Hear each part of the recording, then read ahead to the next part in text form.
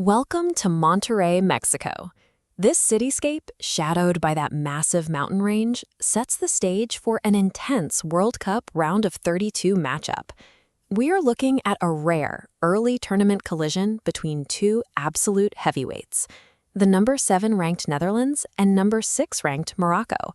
Usually, teams with this kind of pedigree don't meet until the quarterfinals. Because of how the group stages played out, one of these tournament favorites is going to be sent home long before they planned. The Dutch earned their spot here by dominating Group F.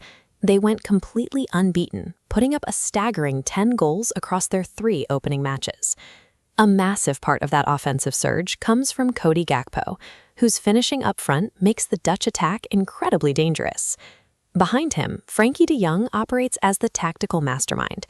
He dictates the pace, pulling strings from the midfield to keep the pressure relentless. But that constant forward pressure comes at a cost. The Netherlands have a glaring vulnerability. They conceded a goal in every single one of their group stage matches. Looking at this chart, we see the trade-off. The left bar shows an intimidating 10 goals scored. The right bar reveals 5 goals allowed against Japan, Sweden, and Tunisia. Conceding 5 times indicates a systemic issue in transition defense, not just unlucky bounces. The Dutch are carrying an irresistible offensive force into the knockout rounds, but they are doing so with a glass jaw. On the other side of the pitch is Morocco.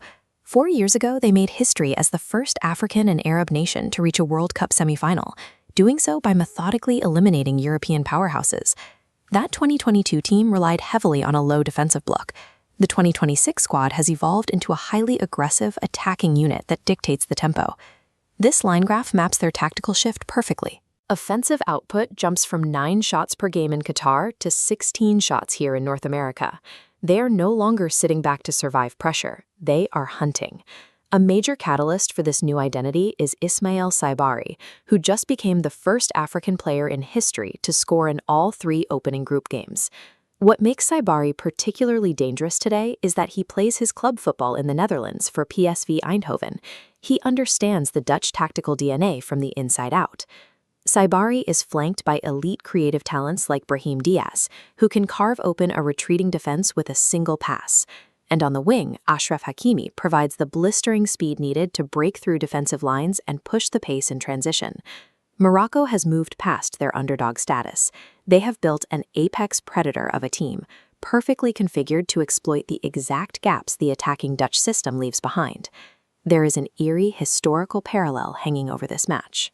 The only other time these two nations met at a World Cup was exactly 32 years ago to the day, June 29, 1994.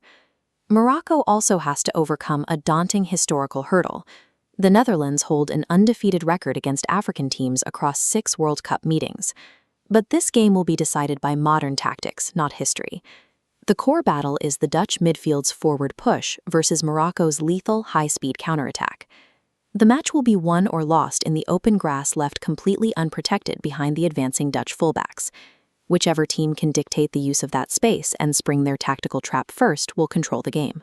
To quantify exactly how close this matchup is, we can look at the Opta Supercomputer's data-driven prediction model.